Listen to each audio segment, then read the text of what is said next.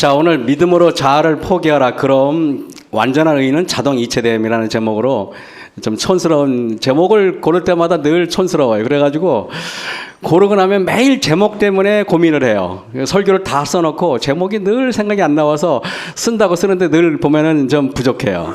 오늘은 이제 여러분이 이해하시기 바랍니다. 자, 부조 선지자 보면은요, 대쟁투는 최초부터 하나님의 율법에 관한 것이었다 그랬습니다. 모든 쟁투의 시작은 율법에 관한 것이고, 그리고 우리 성도님들도 지금 율법에 관해서 오늘 이따 물어보겠지만은 굉장히 갈팡질팡합니다. 이게 지킬 수 있다 없다로 굉장히 우리의 마음을 산란케 합니다.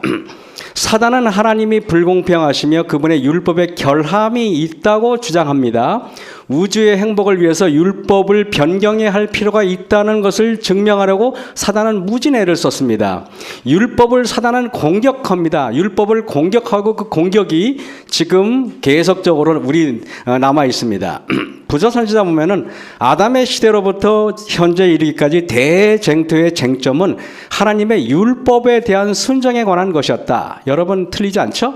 그리고 사단은 사람들이 하나님의 율법을 준수하기는 불가능하다는 신념을 사람들에게 역설하고 있었다 그랬어요. 한번 볼까요? 여러분 계시록 11장에 보면은요, 11장 계시록 11장 마지막 절인데 성전 안에 하나님의 언약궤가 보이며, 그런데 언약궤 안에 뭐가 있습니까? 십계명이 있어요.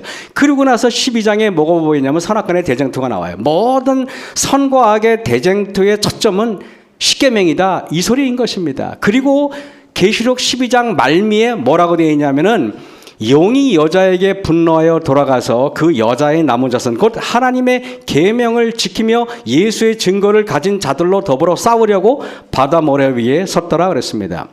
성경을 보니까 여러분 잘 보시면 알지만은 사단은 계명을 지키는 걸 아주 싫어해요. 계명을 지키려고 하는 것조차도 사단은 불경하게 봅니다. 그래서 우리는 보면은 여기 보면은 용이 하나님의 계명을 안 지키는 사람에게는 분노하지 않아요. 근데 계명을 지키는 사람에게는 유독 분노하는 이유가 무엇일까요? 오늘 한번 연구해 보겠습니다. 그래서 여러분 아까 언약궤라 그랬는데 언약궤는 보면은 하나님의 십계명하고 똑같은 거예요. 그 대쟁투의 앞뒤로 샌드위치처럼 결국에는 대쟁투의 초점은 십계명이구나, 율법이구나라는 것을 여러분들이 알 수가 있어요. 사단의 율법에 대한 태도를 보면은요, 하늘의 질서와 율법을 변경할 필요가 있다고 주장했습니다. 사단은 하나님이 천사들에게 율법을 부과하신 것은 불공평한 일이라 그랬고, 사단은 여호와의 율법을 개선하는 것이 그의 목적이라고 주장했고, 사단은 거룩한 부부에게 저희가 하나님의 율법을 믿음으로 말미암아 그들이 이득을 볼 것이라고 주장하고, 그리고 사단은 그분의 율법을 공격함으로 그 율법의 제정자의 권위를 뒤집어 엎으려고 하였다 그랬습니다. 여러분 보세요. 그러면은 율법에 대한 모든 이해로부터 모든 오해가 발생하고 여기서부터 모든 것이 질문이 시작됩니다. 한번 제가 물어볼까요? 율법 준수 가능합니까? 그러면 여러분들은 섣불리 말을 못해 이렇게 퀴스천 마크 하겠습니다. 율법은 준수 불가능합니까? 이것도 퀴스천 마크예요. 여러분들이 여기에 대해서 자신 있게 주장할 수 있는 분들이 별로 없어요. 왜 그러냐 하면은요, 볼까요? 율법을 지킬 수 없다는 거 보면은 시대서망에 보면은 율법은 즉 의로운 생에 완전한 품성을 요구해요. 율법이 완전한 품성을 요구하는데 여러분 완전한 품성에 이를 자신이 있습니까? 그러면 여러분들은 고개를 잘래잘래 들어요. 인류는 그 요구에 미칠 수 없다, 그냥 단정적으로 말했어요. 인류는 하나님의 거룩한 율법의 요구를 충족시킬 수 있다 없다? 없다 그랬어요. 그리고 보니까 갈라디아서 보면은 또 하나님 앞에서 아무나 율법으로 말미암아 의롭게 되지 못할 것이 분명하다. 율법을 지킬 수 없으니까 그런 거예요. 그러니까 성경에 보면은 율법을 지킬 수 없다고 그래요. 그 다음에 보면은요, 율법을 지킬 수 없다는 성경 말씀을 보면은 율법의 행위로 의롭다함을 얻을 육체가 없다는 말은 율법 지킬 수 없다는 말이잖아요. 그 다음에 율법 안에서 의롭다함을 얻으려 하는 너희는 그리스도에게서 끊어지고 은혜에게서 떨어진 자다. 이거 보면 또 율법을 지킬 수 없다는 주장이고, 그러므로 사람이 의롭다 하심을 얻는 것은 율법의 행위에 있지 않고 믿음으로 되는 줄 우리가 인정하노라. 여러분 이걸 보면 그리고 또 볼까요? 육신의 생각은 하나님과 원수가 된대요. 이는 하나님의 법에 굴복지 아니할 뿐더러 할 수도 없습니다. 라는 말씀을 종합적으로 보면은 율법 준수 불가능하다? 불가능한 게 뭐예요? 그죠? 여러분? 두 번째. 그러면 율법 준수 가능하다? 또 가능하다는 성경질이 없으면 우리는 참 시원한데 또 있어. 볼까요? 여기 보면은 그분은 사단이 지켜질 수 없다고 단언했던 그 율법이 지켜질 수 있다는 것을 우리에게 보여주셨다 또 그래요. 또 보면은요. 나보고 도대체 어떻게 하라는 거예요 도대체. 그 다음에 여기 실물견에 보면은 그는 자신의 완전한 순종으로 말미암아 모든 인류로 하여금 하나님의 계명을 지킬 수 있게 하셨다는 또 아까 상반되죠 여러분? 여러분 이게 보면은 지킬 수 있다는 성경자를 한번 찾아볼게요. 또 있어요 성경에 보면은. 계시록 14장 12절에 보면은 성도들의 인내가 여기 있나니 저희는 하나님의 계명과 예수 믿음을 지키는 자니라 라는 걸 볼 때 지킬 수 있으니까 그렇게 했겠죠.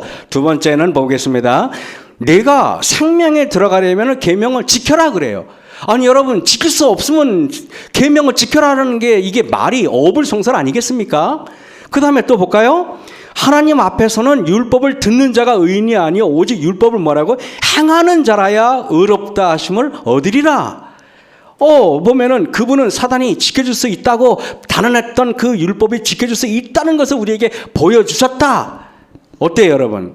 도대체 여러분 그래서요 사람의 성격에 따라서 모든 사람은 보수와 진보로 나눠요. 여기도 보면은요 오늘 정치 얘기하면 아마 싸울 겁니다 분명히. 그래서 정치 얘기는 절대 교회에서 하면 안 돼요. 여러분이 여기서 보면은요 정치 얘기하잖아요. 그러면은 우리는요 우리나라의 정치의 보수 진영이 어떻고 민주 진영이 어떻고 다 필요 없어요. 왜냐 아십니까? 여러분 성격에 따라서 진보적인 사람이고 보수적인 사람은 나눠지기 때문에 그래요. 여러분 그렇기 때문에 모든 게 다 진보와 보수로 나눠요. 예술, 문화, 심지어는 종교, 정치, 철학 모든 게 다 그래요. 예술, 미술까지도 말입니다. 기독교의 딜레마, 율법을 중심으로 두 파로 나눠집니다. 처음에는 율법을 지킬 수 있다.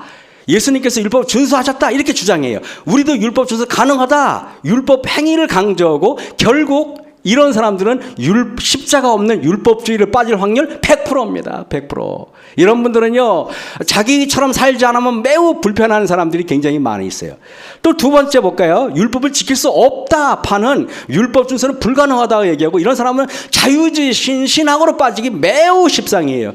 그런데 그래서 예수님께서 우리 대신에 십자가에 달려 돌아가신 거야. 그래서 십자가를 강조하고 은혜를 강조하고 그래서 싸구려 값싼 은혜로 시공탕으로 빠지는 경우가 대부분인 것입니다. 여러분 여지껏 제가 말씀드린 게 여러분 맞죠? 그죠?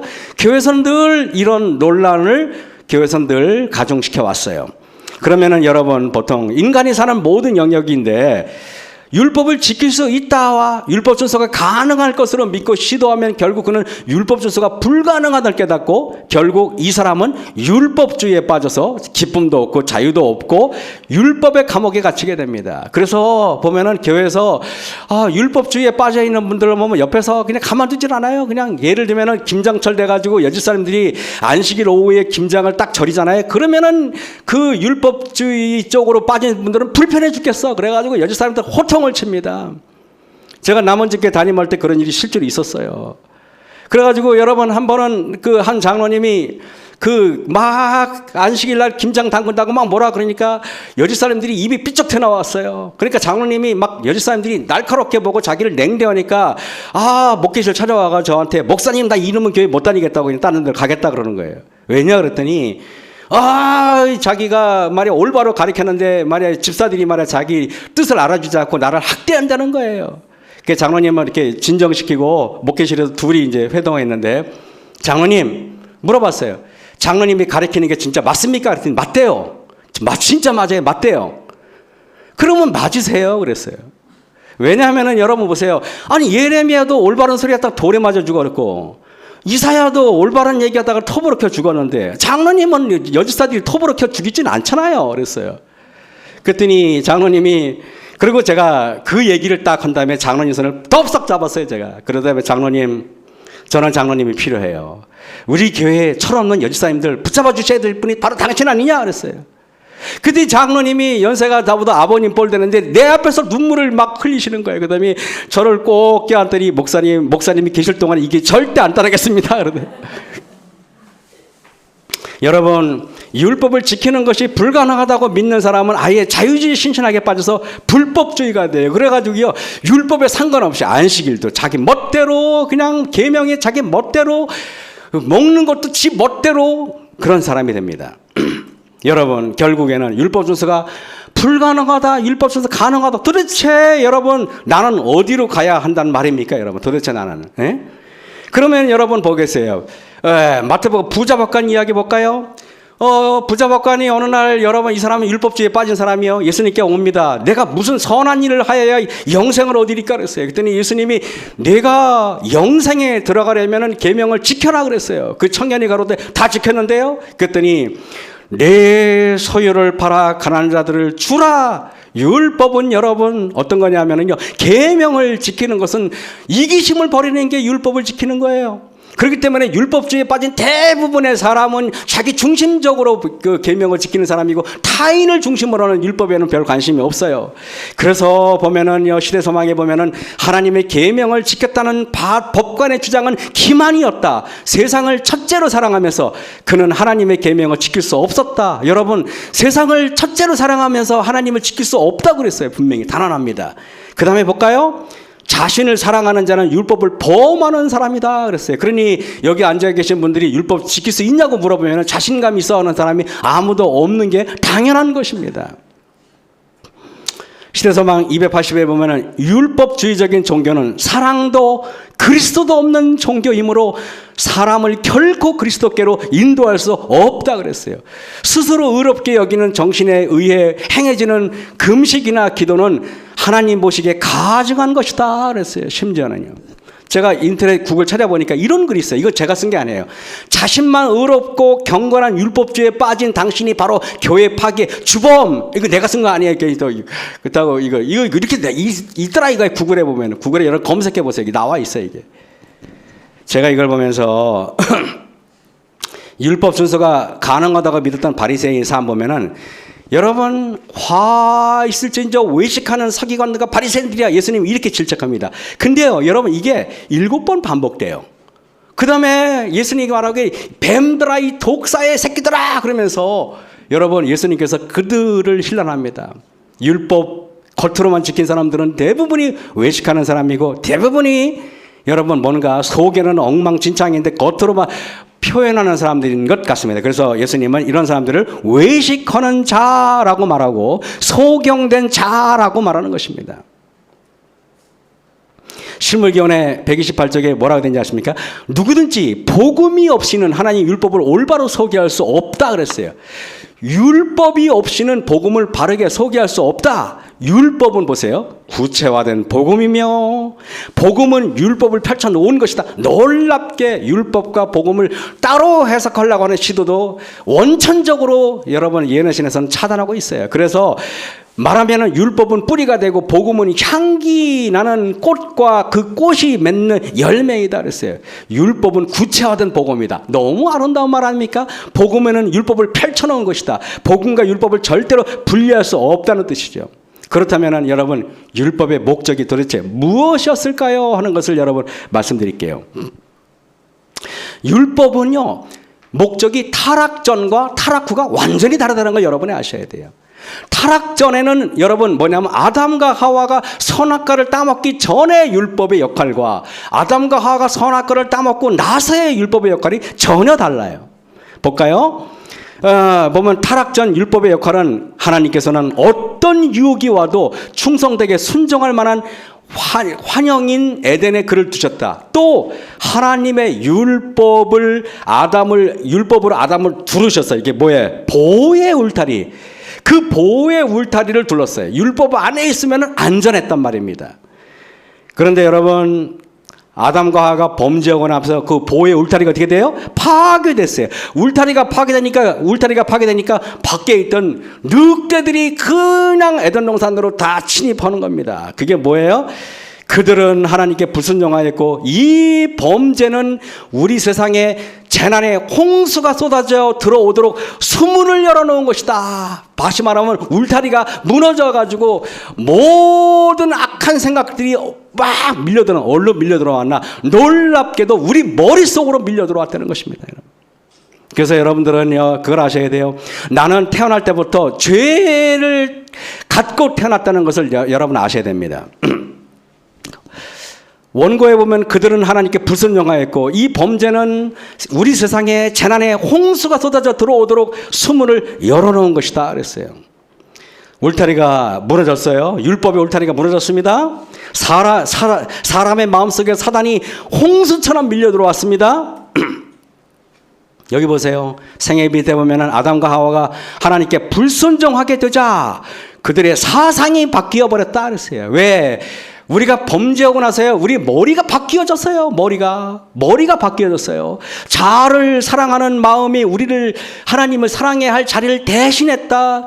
죄가 그들을 너무 약화시켰기 때문에 그들 스스로의 힘으로 악의 세력에 저항할 수 없게 되었다. 뭐라고 되는지 아십니까? 그들은 사단의 종이 되었다는, 종이 되었어요. 여러분, 사단의 종이 됐다는 생각을 합니까? 내가 그런 생각을 못하고 있으면은 우리는 여전히 의롭다고 착각하는 사람들이에요. 오늘 설교가 어쩌면은 매우 중요해요. 제가 의도치 않았는데 오늘 여러분 하나님께서 우리 마석교회 사랑하는 성도님들, 남원주교 성도님들 나한테 예고도 안 하고 그냥 불쑥 오셨는데 하나님께서 오늘 중요한 설교이기 때문에 사람들을 불러 모아주셨다고 저는 생각을 해요. 여러분 이거 우연이 절대 아니에요. 우연이 절대 아닙니다. 저는요 인생을 살면서요 하나님께서 모든 것이 하나님께서 이렇게 섭리했다는 것을 저는 알고 있어요. 제가 살아오면서 그것을 느껴요. 제가 오늘 몇 가지 제가 얘기할 테니까 들어보세요. 요한복음 8장 42절에 인류가 사단이 홍수처럼 우리 머릿속에 들어오고 나서 뭐라 그러지 아십니까? 예수께서 이르시되 하나님이 너희 아버지였으면 너희가 나를 사랑하였으리라. 다시 말해 뭔지 아십니까?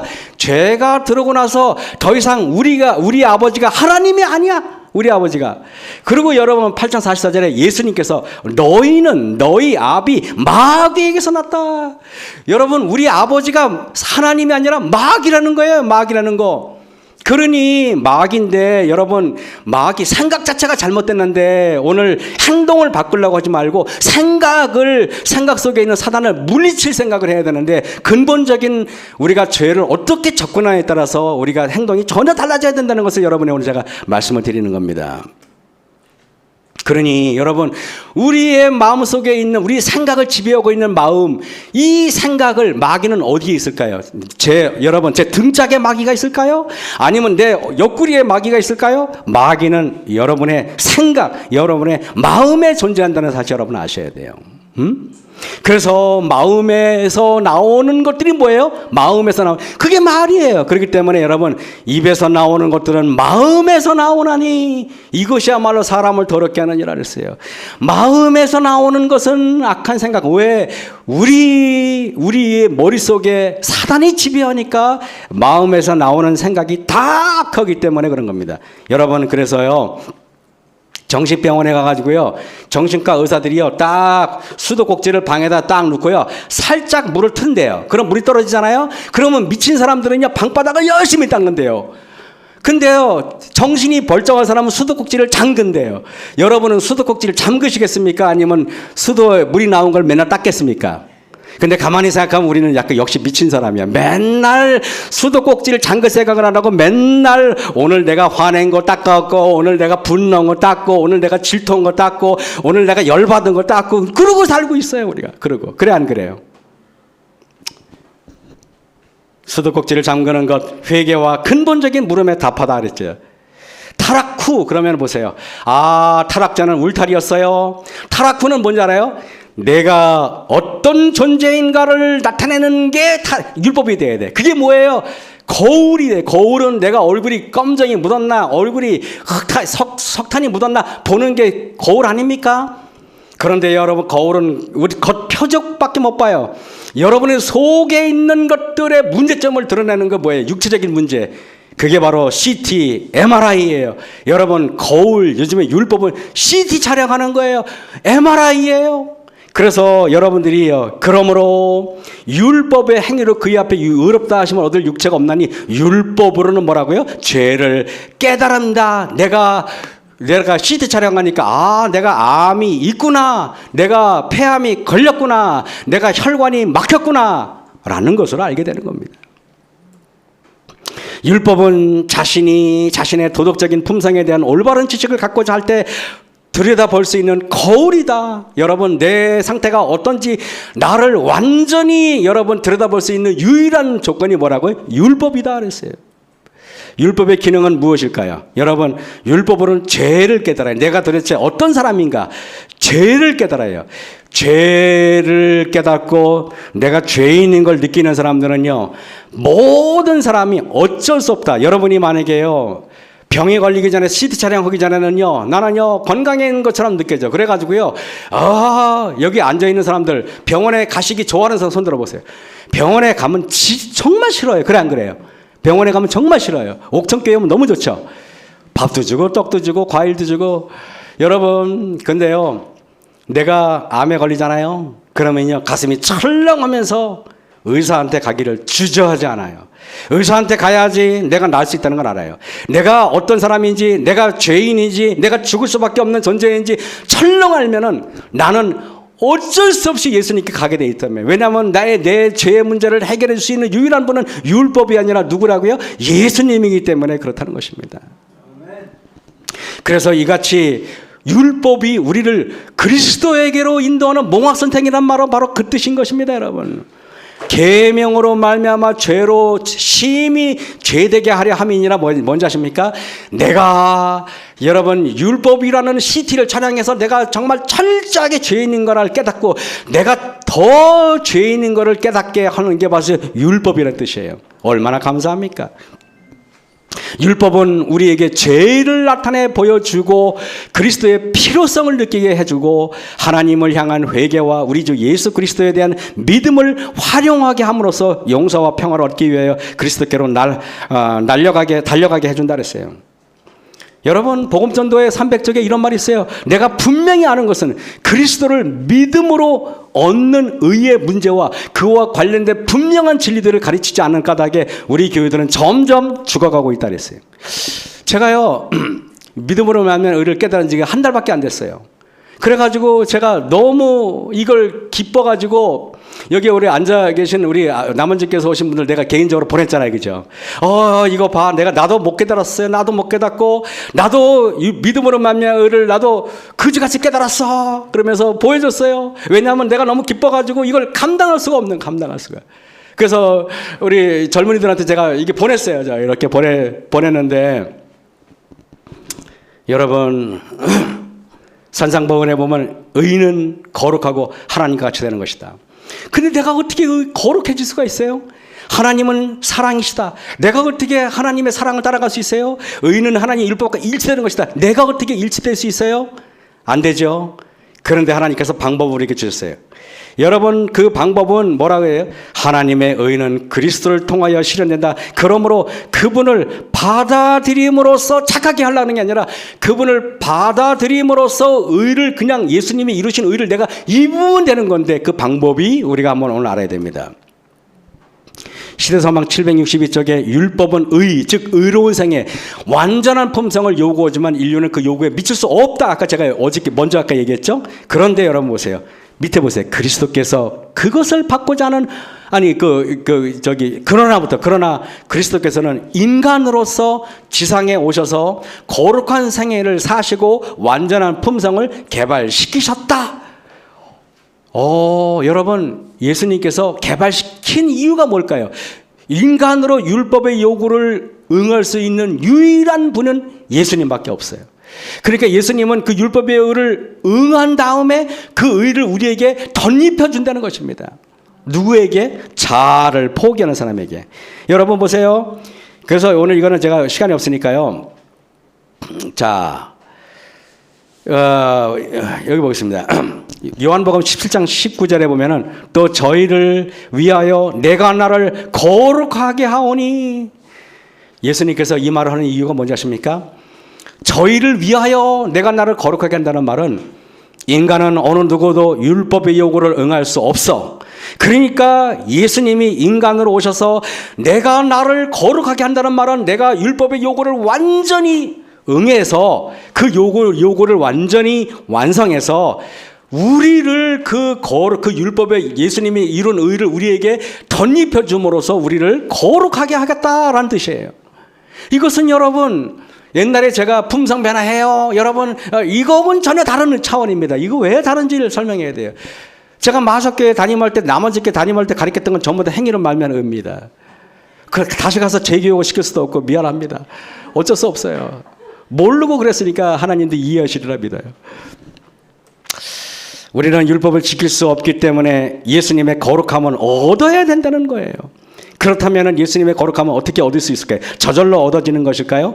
여러분 그거는 바로 자아굴복인데 100번을 설교해도 이 말은 틀림이 없어요. 자아굴복이 뭘까? 자아를 경배하는 자는 사단의 왕국에 속했다. 모든 사람은 그리스도에 대한 그들의 태도로 저희가 어느 편에 서 있는지를 보일 것이다. 이와 같이 각 사람은 자신에 대한 판결을 자신이 내린다.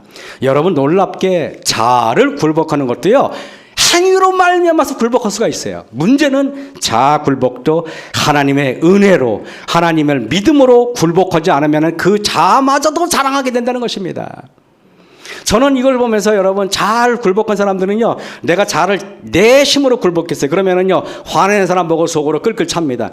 아이고 언제 너는 사람 될래? 그 자아 굴복한 것까지도 자랑하는 게 바로 인간이에요. 철저하게 내가 철저하게 내 의인은 없어야 된다는 것을 깨닫게 됩니다. 자아를 포기하는 자는 하나님 왕국에 속했다 그랬죠.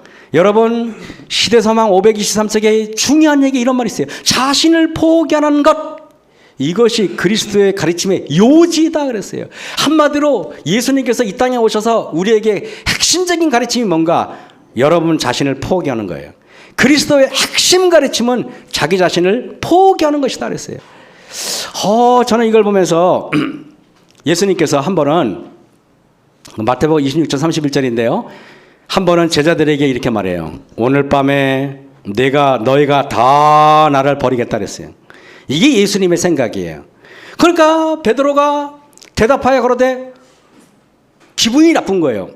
예수님이 생각이 안 받아들이는 거예요. 그러니까 다 주를 버릴지라도 나는 언제든지 주를 버리지 않겠습니다. 이렇게 말했어요.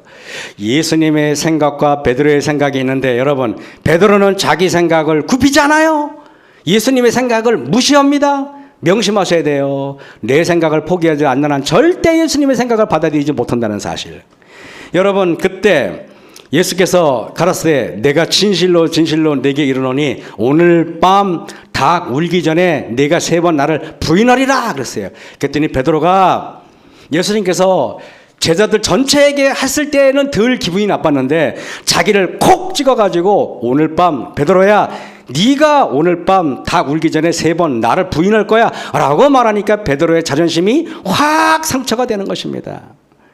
여러분 베드로는 자기 생각을 부인하지 못했기에 결국 예수님의 생각을 부인하게 된다는 사실. 결국 모든 인간은 자기 생각을 부인하지 못하면 반드시 예수님을 부인하도록 되어 있어요. 요한복음 21장에 요한의 아들 시몬아 내가 나를 더 사랑하느냐? 이제 예수님을 3번 부인하고 나서 베드로가 자기 자신이 얼마나 형편없는지를 깨달아요. 그때 요한의 아들 시몬아 내가 이 사람들보다 나를 더 사랑하느냐? 그랬어요. 그랬더니 여러분 자기 자신의 생각이나 결심이나 고백은 그것이 아무리 진실되다 하더라도 전부 다 자기 자신을 속이는 겁니다. 여러분 경험하셨습니까? 그거는 여러분 베드로가 예수님 다 나를 버릴지라도 저 절대 안 버려요 라고 베드로가 말한 결심은 거짓말 아니에요. 진실된 고백이었어요. 그런데 여러분 아세요? 인간은요 내 머릿속에 사단이 들어와 있는 한 나의 결심, 나의 의지, 나의 모든 생각조차도 다 무너질 수밖에 없는 존재라는 것을 깨달아야 돼요. 여러분 그래서 열왕기하 5장 10절에 볼까요? 엘리사가 사자를 저에게 보내어 가로되 너는 가서 요단강에 몸을 7번 씻어라 그랬어요.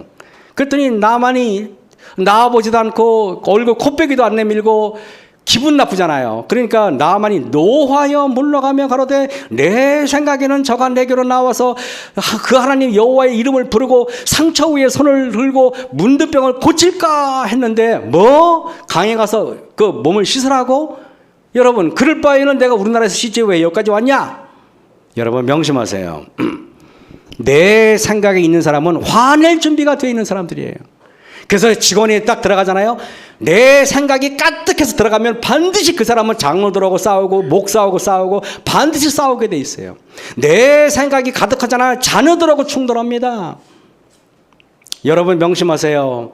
저는 목회하면서 내 생각을 포기했더라면은 제가 마석교에서도 더 부드럽게 목회했을 거고 내 생각을 포기했다면 남원주 교회에서 훨씬 더 지금보다 부드럽게 목회했을 것 같아요. 근데 여러분 제가 남원주 교회 있을 때 마석교회 있을 때 어땠습니까? 완전히 뭐 속으로 벌 때 완전히 그 군대 사령관처럼 그랬잖아요. 그냥 얼마나 무시무시했습니까 제가. 그래야 안 그래요? 그래가지고 제가 정말 그냥 강하게 히틀러 뭐 독일서 왔다고 히틀러 닮을 걸 닮아야지 그냥 히틀러 닮아가지고 강력하게 제가 마석교회를 막 그랬잖아요. 지금 생각하면 훨씬 더 부드럽게 잘했을 겁니다. 그렇다고 다시 마석교회 담임 목사를 부르라는 뜻은 아니에요. 여러분 사람이요 자기 생각이 있잖아요. 그러면은 이 사람은 늘 싸워요. 제가 얘기했잖아요. 언제 한번 설교 중에 얘기했는데 제가 저 충청도에 있는 살렘 요양원 있죠? 살렘 요양원인가요? 거기 갔는데 전도회 갔어요. 일주일 동안. 마석교회 담임할 때 갔습니다. 갔는데 처음에 저녁 집회만 하기로 했었는데 거기 교인들이 열심히 특심이라 목사님 새벽 기도 해주세요. 그래서 새벽 기도 했습니다. 그랬더니 교인들이 또 왔습니다. 목사님 오전에 해주세요. 그래가지고 여러분 새벽, 오전, 저녁 하루에 3타임씩 하게 됐어요. 근데 저래서 타임을 했는데 제가 설교를 하는데 화요일 저녁인가부터 저 뒤에 그 살렘 그 동산의 그 본당에 보면 뒤에 기둥이 있어요. 기둥 뒤에 한 여집사님이 숨어서 드리는데 저와 눈을 마주치지 않고 예배를 드리는 거예요. 그래서 저분은 내가 너무 잘생겨서 눈이 부셔서 저런가 나는 그 생각을 했었어요. 근데 이 집사님이 새벽이 됐는데 어깨가 들썩들썩 하는 거예요. 우시는 겁니다. 여러분 우시는 거예요. 그래가지고 집사님이 막 손수건을 닫고 눈물을 막 수도꼭지에 틀어놓는 듯이 막 흘리고 그러는데 예배 끝나고 나니까 다른 성도들이 다 나간 다음에 그 집사님이 목사님 저 잠깐 상담 좀 하면 안 될까요? 그래가지고 네 하십시오. 그래가지고 이제 얘기를 했는데 그 집사님이 어마무시한 분이에요. 성경을 몇 천절을 외우고 온 교회 다니면서 간증을 다니신 분들이에요. 위대한 분이에요. 그런 분이 저한테 뭐라고 고백한지 아십니까? 목사님, 제 딸과 제 아들이 엄마가 믿는 하나님 안 믿겠대요. 충격적인 얘기를. 그래서 제가 그 집사님의 얘기를 한참을 듣고 나만 얘기를 했어요. 집사님은 따님이 이렇게 해야 되는데 이렇게 안 하니까 집사님 몹시 화가 났죠? 네, 목사님. 이게 했죠. 집사님 생각이 가득할 때는 언제든지 자녀들하고 충돌할 준비가 되어 있는 겁니다. 집사님, 자녀들을 어떻게 해야 되는지를 얘기하니까 제가 끄떡끄떡하고 그 다음날 그분하고 상담만 한 번에 새벽기도 끝나고 밥을 먹으라 했는데 아침을 그냥 살렘에 가서 한 끼도 못 먹고 맨날 굶었어요. 여러분 내 생각을 포기하지 않으면은 그분은 반드시 화낼 준비가 되어 있어요. 저는요 내 생각을 고정하는 거 있잖아요. 교인은 이렇게 해야 돼. 지 생각이에요 그거는요. 그런 사람들은요 교회에 얼마나 많은 문제를 일으키는지 몰라요. 얼마나. 여러분 명심하세요. 내 자아를 완전히 포기하는 것, 내 생각, 내 결심, 내 모든 포부까지도 하나님 앞에 완전히 굴복시켜서 주님께서 허락하지 않으면 가지 않겠다고 결심하셔야 돼요. 여러분 나만이 노하여 물러가며 그러되 내 생각은 노함을 반드시 수반하게 돼 있어요. 이것이 바로 자아입니다. 자기 생각이라는 프레임에 갇혀 결국 예수님과 상관없는 자기 의로 구원을 받으려는 사람이 바로 그런 사람이에요.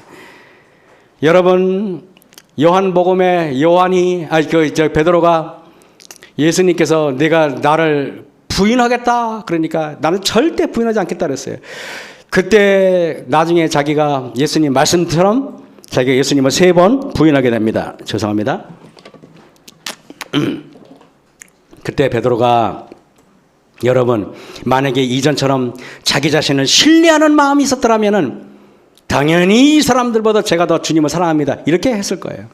그런데요, 여러분, 요한의 아들 시몬아, 내가 이 사람들보다 나를 더 사랑하느냐? 내가 주를 사랑하는 줄 주께서 아시나이다. 내 생각, 내 판단을 철저하게 무시하는 겁니다. 베드로는 더 이상 자기 생각을 의지하지 않아요. 여러분 볼까요? 예수님께서 물어봐요. 요한의 아들 시몬아, 내가 이 사람들보다 나를 더 아가페하느냐 물어봤어요. 사랑이 여러분 헬라어 세 가지 있는 거 알죠? 아가페, 에로스, 필로스 있죠? 아가페는 하나님의 무한한 사랑을 말하는 거예요. 엄마가 자녀를 사랑하는 걸 말하는 거예요. 그러면 여러분, 필로스는 친구 간의 사랑인데 그것은 조건적인 사랑을 말하는 거예요. 친구가 잘해줄 때 잘해주는 게 그게 필로스 사랑이에요. 에로스는 남녀 간의 사랑이 에로스고요. 그런데 여러분, 여기 예수님이 물어보기를, 요한아, 내가 이 사람보다 나를 더 하나님처럼 무조건적인 사랑을 하느냐? 그랬더니 베드로가 이렇게 질문합니다. 베드로가 내가 주님을 필레오 하는 줄 주께서 아시나이다. 아가페라고 말 안 했어요, 여러분. 베드로는요, 내가 절대 아가페 사랑을 할 수 없는 사람입니다라고 고백한 겁니다, 여러분. 아세요? 나는 조건적인 사랑밖에 못해요 라고 말하는 거예요. 그래서 여러분, 필레오 사랑은 친구하고 우정이 가까운 사랑, 조건적인 사랑을 말하는 거예요. 예수님께서 또 물어봅니다. 요한의 아들 시몬아, 내가 나를 아가페 사랑하느냐?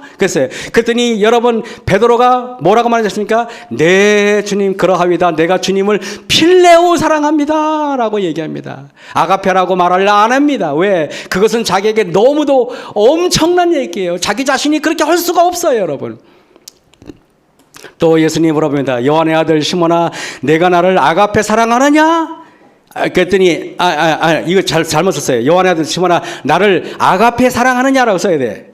그래서 제가 필레오를 잘못 썼습니다. 그랬더니 베드로가 내 주님 모든 것을 아시면 내가 주님을 필레오 하는 줄 주께서 아시나이다. 베드로는요, 끝까지 예수님께서 아가페 사랑하느냐 물어봤을 때 끝까지 저는 예수님 그렇게 사랑 못해요, 그렇게 말했어요. 베드로는요, 철저하게 자신을 굴복한 사람이에요. 이게 자아 굴복이에요.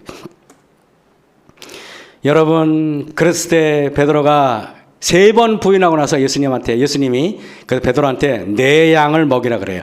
여러분 뭐 명심하세요. 내 양을 먹일 수 있는 사람은, 아니 나는 목회를 그만두니까 이제 필레오가 어떤 자아 굴복이 뭔지 이제 알았어요. 아니 진작에 알걸. 알았으면 그만도 안 뒀겠지. 예수께서 가르쳤을 때 내 양을 먹이라 그랬어요. 여러분, 내 생각이 없어야 진정으로 양을 먹일 수 있는 거예요. 어쩌면 오늘 소그룹, 우리 어울림반에서 왔는데 어울림 소그룹에서는 내가 여러분 철저하게 내 자아, 내 계획까지도 하나님께 완전히 내맡기지 않으면 절대 소그룹 발전하지 못해요. 소그룹이라는 것은요, 그냥 어떤 행위가 아니에요. 소그룹은 그냥 그 전시하는 게 아니에요. 소그룹은 그냥 뭔지 아십니까? 정말 영혼에 철저하게 자기를 굴복하고 하나님께 완전히 의지하는 거. 그게 소그룹이에요.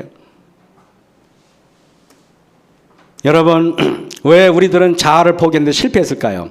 그것은 내 자신이 뭔가 그래도 선한 구석이 어디 구석인가 나가만 있다고 생각하니까 문제예요, 여러분. 그거 다 버리셔야 됩니다. 난 철저하게 그런 게 없어요. 여러분, 그걸 인정하지 않으면 우리는 끝나는 거예요. 안 됩니다. 제 자아 한 구석진 곳에는 선한 구석이 있다고 믿고 내 속에는 일정 부분 의로운 것이 약간이라도 존재한다고 믿는 한 우리는 주님의 제자가 될 수가 없어요. 우리는 절대 교회에서 트러블 메이커밖에 안 될 겁니다. 철저하게 여러분 고백하십시오. 자, 여러분, 내 속에 일정 부분 아무것도 없어요. 우리는 자아 부장에 대한 매일매일 우리는 실패할 수밖에 없어요. 자아 포기가 가장 쉬운 분들이 누군지 알아요, 여러분? 실패한 사람들이에요, 실패한 사람들. 경제에 실패한 사람들, 인간 관계에 실패한 사람들, 건강에 실패한 사람들이에요. 여러분, 저는 지난주에 제가 절대 실명을 거론하지 않겠지만 아시는 분은 다 알 겁니다. 우리 집사님한테 여집사님 전화가 왔어요. 목사님, 그럼 떨리는 음성이에요. 네, 집사님. 그랬더니 우리 남편이 왜요, 집사님? 그랬더니 토혈을 했다는 것입니다. 지금 암에 걸린 지 벌써 6년째인데 토혈을 하고 600ml를 토혈하고 지금 중환자실에서 사경을 헤맨다는 것입니다. 그러면서 집사님께서 저한테 말을, 목사님, 제가 목사님 오셔서 정말 반드시 말씀을 해 주셔야겠습니다. 그래서 제가 집사님 가겠습니다 그랬어요. 그리고 제가 여러분 9시 반부터 9시 50분까지 면회인데 제가 얼마나 밤중에 긴장을 했고 얼마나 그 한 사람의 영혼이 하늘에 가느냐 마느냐의 중대한 기록이기 때문에 제가 얼마나 긴장한지 몰라요. 여러분 제가 병원에 가니까 몇 시인지 알아요? 8시밖에 안 됐어요. 제가 불이 1시간 만에 내가 도착한 거예요. 병원에 가서. 병원에 가가지고 차에 앉아서 제가 비가 엄청 오는 날이었어요. 차에 앉아가지고 제가 어떻게 하면은 우리 장로님을 내가 구원의 확신을 드릴까. 그래가지고 제가 9시 반 면회 시간에 가가지고 그 장로님을 딱 갔더니 나는 얼굴을 못 알아봤어요. 왜냐면 형체가 너무 많이 이렇게 쇠약해 주셔가지고 도대체 성함을 보고 제가 알았어요. 아, 장로님이 계시구나. 장로님, 그랬더니 장로님이 그 옅은 그 힘을 가지고 있는 분이 살짝 제 목소리를 듣더니 눈을 뜨더니 눈물을 그냥 그 자리에서 흘리는 겁니다. 목사님, 그러면서 눈물을 흘리는데 제 손을 꼭 잡는데 그 제가 장로님한테 뭐라 그러지 아세요? 제가 실제로 말한 겁니다. 장로님, 제가 장로님 담임할 때 제가 믿음으로 말면을 잘못 가르쳤어요. 제가 장로님한테 이 얘기 안 하면은 제가 평생 후회할 것 같아서 올라왔어요. 그랬어요.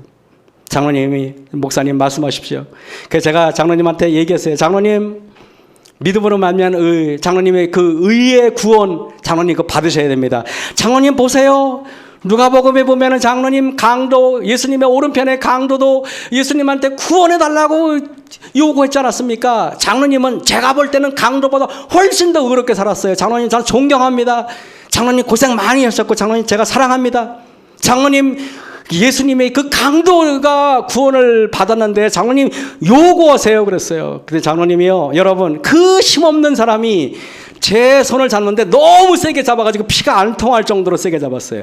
여러분 제 손을 세게 잡았다고 생각하세요? 제 손을 잡은 게 아니라 예수님의 손을 잡은 거예요. 여러분 그 장로님께서 제 얘기를 듣더니 계속 눈물이 좌우 볼에서 막 쏟아지시는데 20분 동안 제가요 무섭게 설교를 했어요. 아마 여기 1시간 동안 설교한 것보다 제가 6페이지 설교 원고를 아예 만들어 갔다니까요.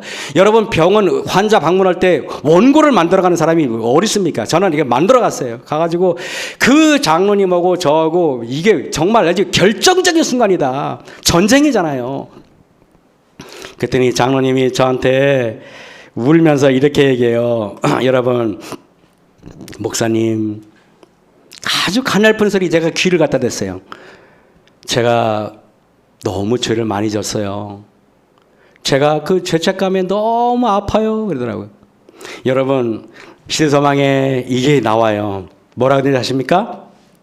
히데소망에 여기 신명기 여기 그 다운표 보세요. 마음으로 떨고 눈으로 쇠하고 정신으로 살랑케 하시리니 내 생명이 의심나는 곳에 달린 것 같아서 주야로 두려워하며 내 생명을 확신할 수 없을 것이라. 내 마음의 두려움과 눈에 보는 것으로 인하여 마침내는 아침에는 이르기를 아하 저녁이 되었으면 좋겠다 할 것이요 저녁에는 이르기를 아하 아침이 되었으면 좋겠다 하리라. 이게 뭔지 아십니까? 인간은요 생명의 경각에 달리면은요 내가 영원한 생명의 확신이 있는가 없는가로 철저하게 고뇌하고 철저하게 판단을 사실 여러분 아십니까?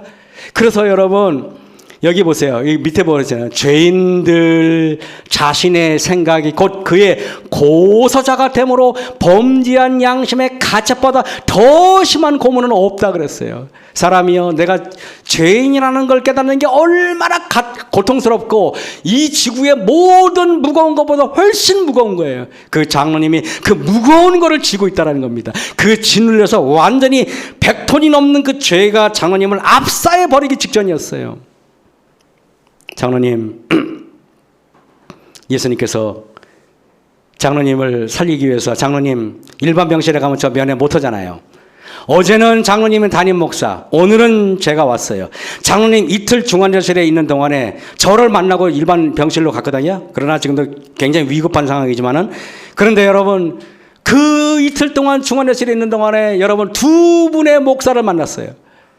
그것은 여러분 하나님께서 우리 그 집사님이 얼마나 훌륭하신 여러분 아시잖아요. 저는 그 집사님, 여집사님을 굉장히 존경합니다. 훌륭하신 분이에요. 죄인들 자신의 생각이 곧 그의 고소자가 되므로 장로님의 그 죄책감이 장로님을 고소하는 겁니다. 네가 그렇게밖에 못 살았어 라고 해요. 장로님 아니에요. 장로님, 예수님께서는 장로님에게 구원의 확신을 주시고자 왔습니다. 장로님, 예수님의 의를 받아들이세요. 장로님, 예수님께서 장로님을 사랑하십니다 라고 했어요. 장로님께서 그럼 장로님 앞으로 제가 시키는 대로 하겠습니까? 그랬어요. 장로님이 막 그냥 이렇게 그 경황 없는 중에도 고개를 떨고 흔들흔들하면서 하겠다고 그냥 강한 의지를 저한테 보여주신 거예요. 장로님, 예수님께서 이루신 의를 장로님이 주장하세요. 장로님이 주장할 권리가 있어요. 예수님이 장로님의 아버지가 되기 때문에 그래요. 장로님한테 제가 계속 예수님의 의를 강조하니까 장로님이 굉장히 환해진 얼굴로 그렇게 하겠다. 굉장히 밝은 얼굴로 그렇게 하겠다 얘기했어요. 저는 그 장로님과의 만남에 얼마나 긴장을 했는지 갔다 오고 나니까 온 몸에 힘이 쫙 빠지는 느낌이었어요. 여러분, 한 사람의 영혼이 달려있는 문제인데 그것은 여러분 다른 어떤 이념하고는 바꿀 수 없는 거예요. 장로님은 제 손을 있는 힘을 다해 꼭 잡아주셨다 그랬죠. 그 손은 제 손을 잡은 게 아니라 우리 예수님의 손을 잡고 싶었던 마음으로 제 손을 잡았던 것입니다. 저는 그걸 알아요. 장로님을 뵙고 막 설교가 막 열정적으로 하다가 하니까 간호사가 선생님 이제 면회 시간 끝입니다 그러더라고요. 저는 면회 시간 끝난지도 몰랐어요. 20분 동안 잡담할 시간이 없었어요. 끝나고 나서 제가 마지막으로 장로님에서 간절히 기도하고 그리고 나왔는데 장로님께서 그 와중에 막 일어설라 그래요. 여러분, 일어설라고 얼마나 그분이 감사했으면 그런 생각을 할까요? 마가복음 2장 17절에 건강한 자에게는 의원이 쓸데없고 병든 자에게라야 쓸데있느니라. 내가 의인을 부르러 온 것이 아니라 죄인을 부르러 왔노라 그랬어요. 저 이 말 장로님한테 했어요. 장로님 죄인이죠?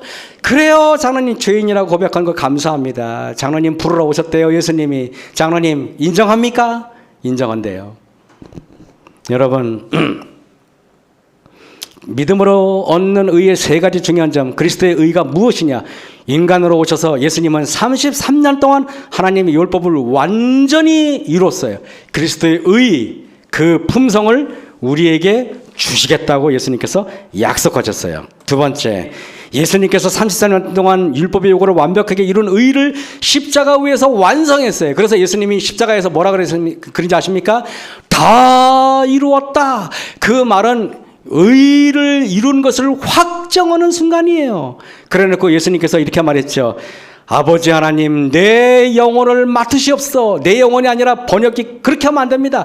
아버지 하나님, 내 영원한 생명을 맡아주세요 라고 하는 얘기예요.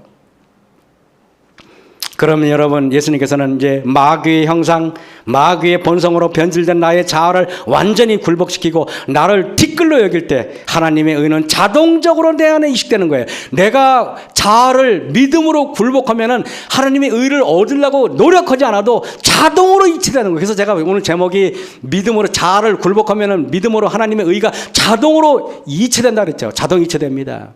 여러분 애쓰지 않아도 됩니다.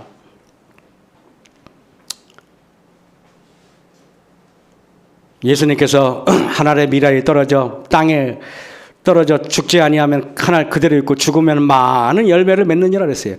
하늘의 미랄은 하늘의 영원한 생명을 말하는 거예요. 이 지구상에 하늘의 미랄은 예수님밖에 없어요. 다른 곳은 인간은 하늘의 미랄이 될 수가 없어요. 여러분 인간은요 죽은 존재이기 때문에 우리는요 생명이 없어요. 생명이 없는 자는 씨앗이 아니에요. 하늘의 미랄은 오직 예수님밖에 없어요. 그 예수님께서요, 내가 하늘의 미랄이 땅에 떨어져 죽으니까 많은 열매를 맺어요. 그 열매는요, 예수님께서요, 그 미랄을 여러분 하나님께 맡겨요. 하나님 십자가에서 내 생명을, 영원한 생명을 주님 잠시 보관하겠습니다 라고 맡겨요. 그리고 주님은 숨을 멎어요. 그러고 나서 3일 후에 하나님 아버지에게 맡겼던 그 영원한 생명을 예수님을 부활시키는데 사용하는 거예요. 그리고 예수님뿐만 아니라 그 24장로 24개의 미라를 꺼내가지고 예수님이 맡긴 그걸로 24명의 그 장로들을 부활시키는 것입니다. 여러분, 시대서망 623쪽에 자신의 생명을 그대로 보존하는 미라는 열매를 생산하지 못한다. 그것은 홀로 살 뿐이다. 당신의 생명을 드림으로써, 여러분 자세히 보세요. 당신의 생명을 드림으로써 누구에게? 하나님 아버지에게 맡겼다 그랬잖아요. 드림으로써 그분은 인류에게 생명을 나누어 주실 수 있다 그랬어요. 오직 땅에 떨어져 죽으심으로써 그분은 거대한 수확, 즉 모든 민족과 족속과 방언과 백성 중에서 하나님께 구속함을 받은 큰 무리의 씨앗이 되실 수 있었다 그랬어요. 하나님의 미랄이 땅에 떨어져 죽는다는 것은 영원한 생명을 포기한다는 거예요. 그래서 이사야 53장에 보면은 그가 산 자의 땅에서 끊어지면이라고 했어요. 여러분, 우리들이 사는 땅은 죽은 자의 땅입니다. 우리들은 다 무덤으로 가고 있어요. 제가 그 장로님한테 그랬어요. 장로님 여기 계시지만은 얼마 있으면 저도 이리로 올 겁니다. 저도 얼마 있으면 죽을 겁니다. 여러분, 장로님 이 땅에서 좀 20년 더 사는 게 그렇게 큰 의미가 있어요? 그랬더니 장로님이 없어요 그러더라고요. 없어요, 여러분. 그거 없어요. 그 결국에는 여러분, 우리도 다 그 장로님 따라갈 거 아니겠습니까? 하나의 영원한 생명이 땅에 떨어져 죽으심으로 인해 엄청난 숫자의 영원한 생명이 다시 얻어지게 되는 것입니다.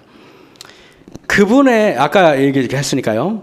여러분, 요한복음 10장 17절에 이랬어요. 이로 인하여 내 아버지께서 나를 사랑하시나니 이는 내가 생명을 다시 얻기 위해, 야, 놀라운 말이에요. 생명을 다시 얻게 나의 생명을 내어놓았다. 누구한테 내어놓았습니까? 아버지 하나님께 내어놓았다는 것입니다. 그거를 여러분, 하나님께서 지금 보관하고 있어요. 언제 여러분을 위해서 그걸 쓰겠습니까? 여러분이, 예수님이 재림하실 때, 혹은 여러분이 죽었다가 부활할 때, 아니면 살아있을 때 다시 부활시킬 때, 그때 생명의 부활로 여러분을 부활시킬 겁니다. 여러분, 그래서 보면은 이는 내가 생명을 다시 얻기 위해 나의 생명을 내려놓기 때문이라. 아무도 생명을 내게서 빼앗을 자가 없으니 내 스스로 그것을 내어놓느니라. 나에게는 생명을 내어놓을 권세도 있고 그것을 다시 얻을 권세도 있느니라. 어디 뭐라요? 생명을 아버지께 내어놓을 권세도 있고 그것을 아버지로부터 다시 되찾을 권세도 있다는 것입니다. 여러분, 그거를 우리 주님을 위해서만 쓰겠다는 겁니까? 여러분을 위해서 쓰겠다는 겁니다. 그래서 여러분, 예수님은 원래는 하나님의 아들이 아니에요. 예수님은 하나님이에요. 그냥 하나님. 성경에 보면 예수님이 하나님이라 그러잖아요. 디도서고 뭐고 그냥 요한복음에 보면 예수님이 하나님이라는 숫자가 성경이 얼마나 많습니까? 그런데 예수님이 영원한 생명을 아버지께 맡겼어요. 아버지께 맡긴 걸 가지고 예수님이 부활했어요. 그러니까 예수님은 누구의 아들이 되는 겁니까? 하나님 아버지의 아들이 되는 거예요. 그러면 우리도 예수님의 그 미라를 맡겼어요. 그리고 우리를 부활시켜요. 그럼 우리도 뭐가 돼요? 하나님의 아들이 되는 거예요. 그러니까 예수님도 하나님의 아들이 되고 우리도 하나님의 아들이 되고 그럼 예수님과 우리는 뭐가 돼요? 형제가 되는 거예요. 그 여러분, 예수님이 우리 형제라고, 여지사님들은 뭐라 그래야 돼요? 예수님이 여러분의 오빠가 되는 거예요. 부끄럽습니까? 형제라 그러면 안 우는데 오빠라 그러면 다 웃어요. 예수님과 우리가 하나님과 성령 하나님에게서 동일한 방법으로 영원한 생명의 부활에 이르렀기 때문에 예수님과 우리는 똑같은 형제가 되는 거예요. 로마서 8장 20절에 그래서요, 그 아들의 형상을 본받게 하기 위하여 미리 정하셨으니 이는 그로 많은 형제 중에서, 여러분, 우리가 예수님의 형제면 많은 형제 중에서 예수님 뭐가 돼요? 맏아들이 돼요. 아담이 맏아들의 지위를 뺏겼어요. 누구한테? 예수님한테. 그래서 예수님이 맏아들이 되면은 여러분들은 그 맏아들 밑에 남동생, 여동생이 있는 거예요. 그리고 여동생들은 예수님한테 오빠, 남동생은 예수님한테 형, 이렇게 부르는 겁니다. 그래서 여러분, 맏아들이 된다 그랬잖아요. 시대서망 25쪽에 그분은 우리를 형제라 부르기를 부끄러워한다 그랬어요. 그러니까 여러분이 웃을 필요 없어요. 부끄러울 게 하나도 없어요. 그래서 여러분, 우리는 이게 하나님께서 요한복음에 보면은 예수께서 가라사대 때 너희 율법에 기록된 바 내가 너희를 신이라 하였노라 하지 아니하느냐. 신, 이걸 번역하니까 독일어 성경을 보니까 여기에 보면 신이라고 하는 꿰, 신을 독일어 성경을 독일어로 꽃 그러는데 복수로는 꿰터 그러거든요. 그래서 신들이라고 번역하는 게 맞아요. 내가 너희를 신들이라 하지 않았느냐. 이거는 시간이 없으니까요. 예수님께서 여러분이 하늘에 올라가면은 불멸의 몸으로 하늘에 가요. 그래서 여러분 아담과 하와와 비교할 수 없는 월등한 존재로 하늘에 간단 말이에요. 이것은 얼마나 큰 일인지 몰라요. 여러분 시간이 다 됐으니까요. 번제단 위에서 태우는 번제물은 여러분이 잘 아는데 불에 구워서 먹는 어린 양에 대해서 잘 우리가 인식이 없어요. 그래 안 그래요? 여러분 불에 태운 것은 불에 태우고 번제물로 드리는 거는 속죄하는 거 알잖아요. 근데 불에 구워 먹는 어린 양이 뭔지 알아요? 그것이 바로 예수님의 의를 입는 것을 표현하는데 두 종류의 어린 양은 바로 여기 있어요. 그래서 불에 사르워지는 어린 양은 우리가 먹지 않는다. 이 사르워지는 어린 양은 우리의 죄를 대속하는 것을 뜻합니다. 그러나 여러분 불에 구워 먹는 어린 양, 이것은 십자가에서 예수님께서 죄인이 우리에게 그분의 완전한 의를 전가시켜 주는 것을 상징적으로 보여주기 때문에 쓴 나물과 함께 먹으라 그랬죠. 그래서 여러분 왜 쓴 나물과 함께 먹으라는지 아십니까? 자굴복이 존재, 자굴복은 쓰라린 이야기예요. 자아를 굴복한다는 거, 자존심을 여러분 굴복한다는 거 굉장히 아픈 거예요. 저는요, 여러분, 자아 굴복하면 여러분, 이제 자아 굴복을 믿음으로 한번 해보세요. 얼마나 즐거운지 아세요? 누군가가 여러분을 멸시해 보세요. 멸시를 여러분, 믿음으로 굴복시켜 보세요. 하나님, 제가 철저하게 굴복하겠습니다. 저 사람이 저를 모욕하고 저를 짓밟아도 저는 절대, 하나님, 절대 분개하지 않겠습니다. 왜? 그래요. 하나님의 의를 이루는 지름길이기 때문에 그래요. 자아 굴복은 즐거운 거예요. 무시당하세요. 멸시당해서요. 교회에서 멸시당하는 것만큼 행복한 일이 없어요. 멸시당해야만 여러분들은 예수님처럼 되니까 놀라운 일이 벌어지는 것입니다. 철저하게 뭉개지세요. 존경받지 마세요. 교회에서 존경받으면 맨날 망가지는 사람들이에요. 존경받지 마세요. 그래서 요한복음에 내 살을 먹고 내 피를 마시는 자, 이게 바로 쓴 나물과 함께 불에 구워서 먹는 어린 양을 말하는 거예요. 내 안에 거하고 나도 그 안에 거하나니 이랬습니다. 오늘 여러분 율법에 대해서 얘기하면서 여기까지 쭉 왔는데 오늘 어쩌면 굉장히 중요한 주제를 가지고 여러분에게 얘기를 한 것 같아요. 제가 양평지구 그때 주말 장마풍이 할 때 그게 음질이 안 좋아가지고 많은 분들이 저한테 개인적으로 톡이 왔어요. 목사님 그거 다시 설교해가지고 올려주세요. 막 그런 요청이 쇄도했어요. 그래가지고 오늘 그거를 똑같이 할 수는 없고 해가지고 오늘 만드는 이유가 우리 옥천교회는 훌륭한 시설이 있기 때문에 녹음이 잘 되니까 여기서 한 겁니다. 우리 또 박장로님 그죠? 네. 네, 감사합니다. 어쨌든 여러분 우리가 모두가 다 구원받아서 하늘에 올라가는 저와 여러분이 되시길 바라면서 말씀을 마치겠습니다.